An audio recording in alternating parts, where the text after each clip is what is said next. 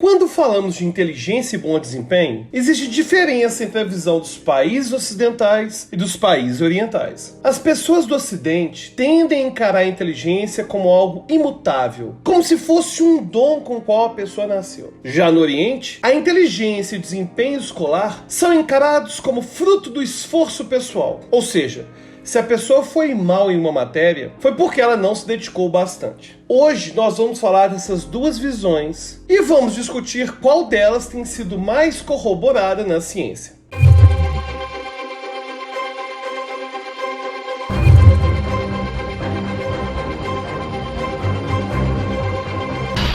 Para a gente começar a falar sobre inteligência, é importante que a gente defina o que ela é. Existem várias definições de inteligência, mas a que nós vamos usar aqui é consenso na psicologia cognitiva. E ela afirma que inteligência diz respeito ao funcionamento cognitivo geral da pessoa. Então ela estaria associada a compreender ideias abstratas, resolver problemas, raciocinar de diferentes formas e aprender a partir da experiência. E como já comentamos naquele episódio sobre a falsa ideia dos estilos de aprendizagem, essa definição difere da noção de habilidades. Por exemplo, quando apresentamos esse modelo de inteligência, é fácil que alguém rebata dizendo que a pessoa pode ter grandes capacidades de resolver problemas matemáticos, mas pouca capacidade para resolver problemas linguísticos, e que por isso não daria para falar de um único fator associado à resolução de problemas, já que dependeria do caso a caso. Se você compreendeu bem esse raciocínio, ele quer dizer que não podemos falar da inteligência como sendo uma representação do funcionamento cognitivo geral de alguém, já que a forma como a cognição funciona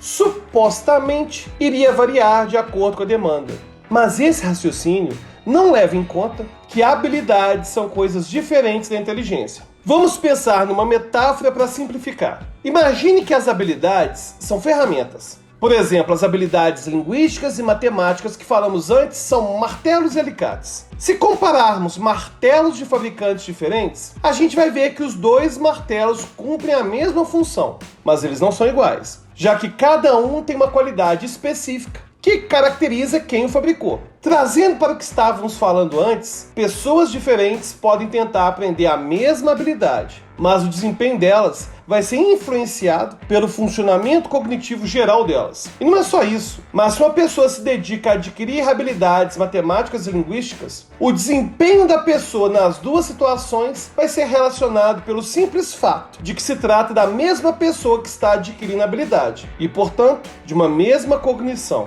Em resumo, a aquisição de habilidades, a resolução de problemas, o raciocínio, isso tudo é influenciado pelo funcionamento cognitivo geral, que aqui estamos chamando de inteligência.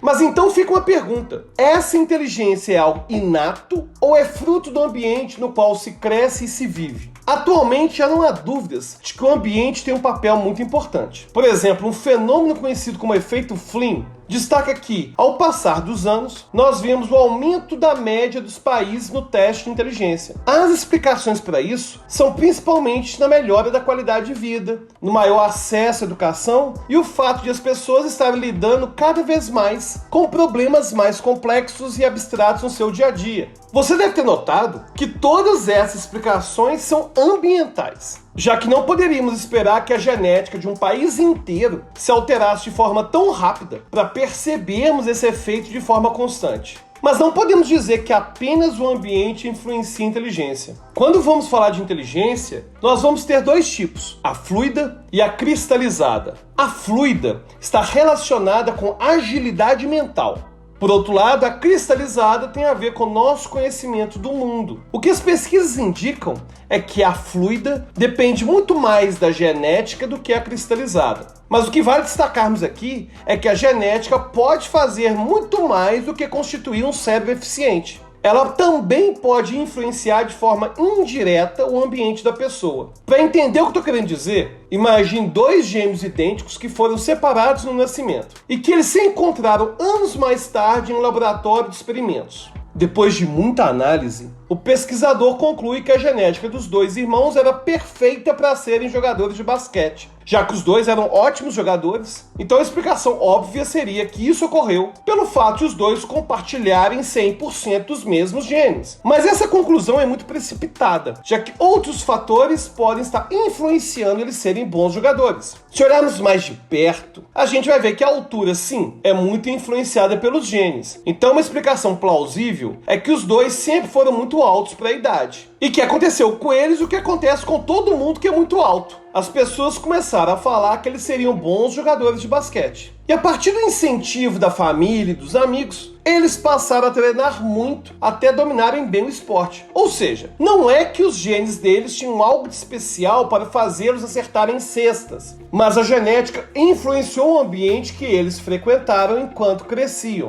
A mesma coisa pode acontecer em relação à inteligência. Talvez a genética possa favorecer alguém a pensar mais rápido, para ter boa memória ou até mesmo para persistir por mais tempo em tarefas difíceis. A partir disso, os pais e professores dessa pessoa começaram a incentivá-la, dizendo que ela deveria se dedicar aos estudos, já que era uma pessoa muito inteligente. E a genética ainda pode contribuir mais se a pessoa tiver uma tendência menos sociável, o que faz com que ela fique mais tempo em casa lendo e estudando e alimentando a ideia de que é uma pessoa inteligente. Ou seja, a genética influenciou dando boas redes neurais, mas também acabou fazendo a pessoa frequentar espaços em que ela seria estimulada intelectualmente. A resposta mais acertada que podemos dar é que há uma parte da inteligência que é muito influenciada pelos genes, mas há uma outra parte que é extremamente dependente do meio e do esforço contínuo. Os experimentos têm mostrado que acreditar mais na versão ocidental ou na oriental pode alterar a forma como você percebe que é capaz de atingir bons resultados. Pessoas que se veem como inteligentes e acreditam que a inteligência é algo puramente inato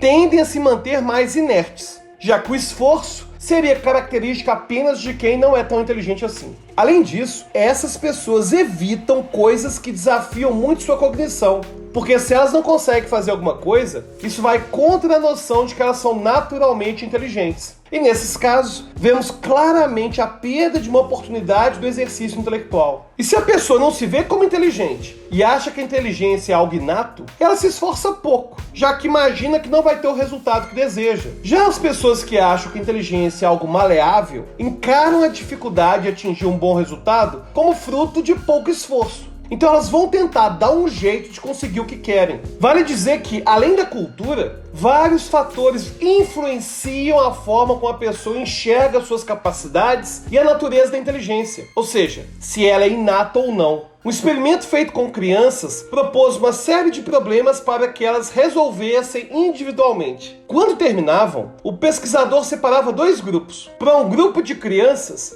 ele dizia que elas haviam feito muito bem a tarefa e que, por isso, deviam ser pessoas muito inteligentes. Para o outro grupo, o experimentador também dizia que eles foram bem, mas completava dizendo que para elas terem tido esse resultado, elas devem ter se esforçado muito. Mais tarde, as crianças foram perguntadas sobre a visão delas sobre inteligência, e aquelas que tinham sido elogiadas pelo esforço tendiam a interpretar a inteligência como algo mutável, ao contrário daquelas que foram elogiadas pela inteligência. Esse experimento pode ter gerado um efeito temporário na visão das crianças sobre inteligência. Agora imagine ouvir esses mesmos elogios durante muitos anos e anos. Ou seja, uma conclusão que a gente pode tirar é que uma boa forma de um professor ajudar os alunos é elogiando o seu esforço e empenho. Claro, se for realmente o caso de elogiar. E juntamente, também é necessário mostrar que a inteligência é dependente disso. É natural que alguns alunos demonstrem mais dificuldade e outros mais facilidade. E é justamente por isso que o professor deve ressaltar a importância da dedicação e mostrar que vai valer a pena quando vierem os resultados. E isso também se aplica a você. A sua capacidade cognitiva é muito relevante para o aprendizado, mas não se limite a acreditar que você depende apenas dela, porque senão você não vai usá-la da melhor forma para o seu crescimento intelectual. E aí, o que tá achando dessa série sobre a neurociência e a educação? Tá querendo sugerir algum tema? Deixa aí nos comentários e até a próxima!